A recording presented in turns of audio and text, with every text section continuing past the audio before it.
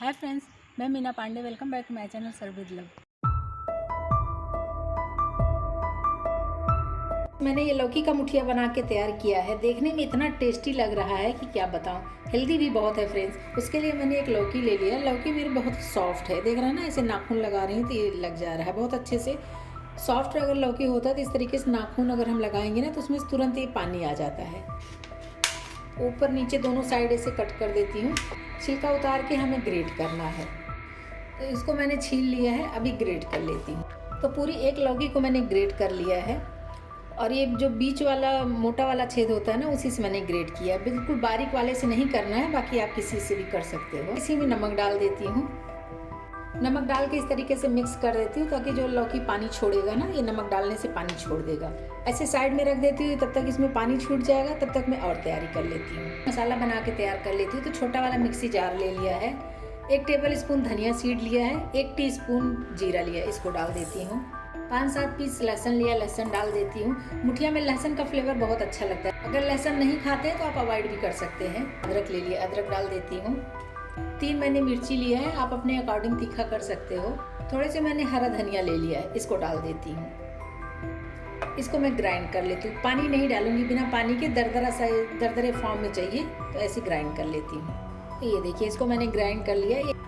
ये मैं अगर उठा के दिखाऊँ ना, ये देखिए, बस इसी तरीके का हमें ये चाहिए था। इसमें पानी डाल के पीसते तो पेस्ट बन जाता, तो ये मुझे ऐसे दरदरे चाहिए, तो इसलिए ये ऐसे मैंने पीस लिया है। अगर ये हाथ से मैं दबाऊँ तो ये देख रहे हैं ना, पानी गिर रहा है, मतलब कि ये लौकी ने पानी छोड़ दिया है। तो इसको एक मैं मिक्सिंग बाउल में जो मैंने मिर्ची लहसुन अदरक पीस लिया है ना, इसको भी इसी में डाल देती हूँ। इसी में कुछ स्पाइसेस भी मिला देती हूँ।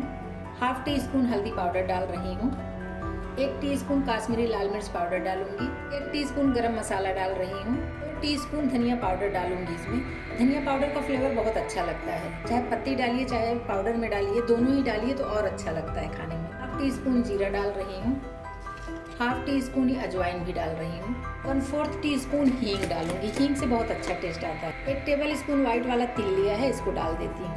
हाफ बड़ा सा लेमन है, हाफ लेमन लेके इसको निचोड़ देती हूँ इसी में। इससे थोड़ा सा खट्टापन आ जाएगा ना, बहुत अच्छा लगेगा खाने में। लौकी में पानी छोड़ने के लिए मैंने नमक डाला था, तो थोड़ा सा नमक मैं इसी में और डाल देती हूँ टेस्ट के अकॉर्डिंग। इन सब चीज़ों को मिक्स कर लेती हूँ ताकि लौकी में अच्छे तरीके से मसाले हमारे मिक्स हो जाएं। सारे मसाले वगैरह सभी कुछ इसमें मिक्स हो गए हैं। इसी में 2 टेबल स्पून खट्टी दही डाल रही हूँ। दही खट्टी रहेगा तो मुठिया का बहुत अच्छा टेस्ट आएगा। नहीं डालना है तो कोई बात नहीं, बिना दही के भी बना सकते हैं, लेकिन बहुत अच्छा टेस्ट आता है दही डालने से। फ्रेंड्स, मैं इसमें एक सीक्रेट इंग्रेडिएंट्स डाल रही हूँ। एक राइस है, कुक राइस है, जैसे कि जो चावल हम खाने के लिए बनाते हैं ना, ये वही चावल है। 2 से 3 टेबल स्पून है। इसको मिक्सी जार में डाल के दरदरा सा इसको मैं पीस लेती हूँ। पानी वगैरह नहीं डालूंगी, एक बार मिक्सी चला लूँगी तो ये हल्का सा दरदरा सा मिल जाएगा। तो ये देखिए फ्रेंड्स, जिसमें मैंने मिर्ची अदरक लहसुन पीसा था ना, उसी मिक्सी जार में इसको पीस लिया है। तो ये दरदरा सा ये भी हमें मिल गया है। खड़े भी नहीं है और एकदम पेस्ट भी नहीं बना है। इसी तरीके का ये हमें चाहिए था। तो फ्रेंड्स, आपकी चॉइस है। अगर आपको ये कुक राइस नहीं डालना है तो आप राइस फ्लोर डाल सकते हो, लेकिन अगर ये राइस डालेंगे ना, बहुत अच्छा अंदर से एकदम सॉफ्ट सॉफ्ट, ऊपर सा क्रिस्पी सा। जब हम मुठिया को जब हम स्टीम करने के बाद फ्राई करेंगे तो ऊपर से क्रिस्पी होगा, लेकिन अंदर एकदम सॉफ्ट होगा। इस तरीके से बन के तैयार होगा। तो इसलिए मैंने मिलाया है। आपकी चॉइस है, आपको नहीं मिलाना है तो कोई बात नहीं। अभी इसमें मैं फ्लोर मिक्स कर लेती हूँ।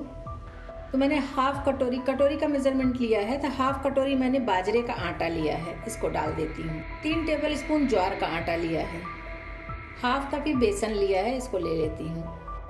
और 1 कप मैंने गेहूं का आटा लिया है, जिससे हम रोटी चपाती बनाते हैं ना, ये वो आटा है। इन सब चीज़ों को मिक्स कर लेते हैं।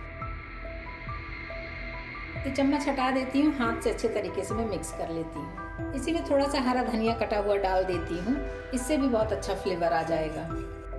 तो अभी हाथों की मदद से मैं आटे को तैयार कर लेती हूँ। अगर ज़रूरत पड़ेगी फ्रेंड्स तो थोड़ा सा आप पानी इसमें छिट्टा मार के आटा बना सकते हो। इसका सॉफ्ट सा डो हमें तैयार करना है। तो ये देख रहे हैं ना, जैसे जैसे मिक्स होता जा रहा है वो गीला होता जा रहा है, क्योंकि नमक मसाले सभी कुछ पा के वो लौकी भी पानी छोड़ रहा है और दही डाला है, उसकी वजह से भी ये अच्छे तरीके से डो फॉर्म में आ जाएगा। तो ये देखिए फ्रेंड्स, कुछ इस तरीके से आटा हमारा बन के तैयार हुआ है। ये रोटी पराठा वाला आटा नहीं है, ये इसी टाइप का गीला ही चाहिए। आटा हमारा बन के तैयार हो गया है। आटा हमारा इस तरीके से इकट्ठा हो गया है। इसी में 1 टेबल स्पून तेल लगाऊंगी। इस तरीके से ऊपर से डाल के ग्रीस कर दूंगी ना, तो आटा हमारा चिकना भी हो जाएगा और उसमें तेल का मॉइस्ट भी चला जाएगा हल्के से। तो ये देखिए कुछ इस तरीके से आटा हमारा बन के तैयार हुआ है। इसके फिर मैंने हाथ धो लिया है, हल्का सा तेल लगा लिया हाथ में। ऐसे लंबा लंबा सा बना लेंगे, जैसे गट्टे की सब्जी बनाते हैं ना, गट्टा बनाते हैं, बस उसी तरीके से। और इसको बहुत ज़्यादा दबाने की ज़रूरत नहीं है कि एकदम हमें टाइटली दबाना है। बस इसी तरीके से बना बना के स्टीमर में रख के स्टीम कर लेंगे। इतने सारे रोल बना बना के मैंने स्टीमर में रख दिया। अभी इसको स्टीम होने के लिए रख देती हूँ। इधर कढ़ाई मैंने रख दिया, उसमें पानी डाल के 1 रिंग डाल दिया। इसी के ऊपर वो जो ट्रे है ना, वो ट्रे रख देती हूँ। पानी में हमारे उबाल आ चुका है, ये ट्रे में इसी में रख देती हूँ। आप चाहिए तो जो इडली मेकर होता है उसमें भी रख के आप इसको स्टीम दे सकते हो। इसको ऐसे कवर कर देती हूँ। आप चाहिए तो इडली मेकर में रख सकते हो, जैसे मर्जी, पतीले में, कढ़ाई में, किसी भी चीज़ में रख के इसको स्टीम करना है बस, तो आप स्टीम कर लो। इसको मैं 10 से 15 मिनट ऐसे स्टीम होने देती हूँ। बीच में चेक कर लूँगी इसमें, जैसे ढोकला वगैरह चेक करते हैं ना, तो 10 से 15 मिनट में, 12 मिनट में ये पक जाएगा। तो 12 से 15 मिनट हो गया है पकते, मैं इसको चेक कर लेती हूँ।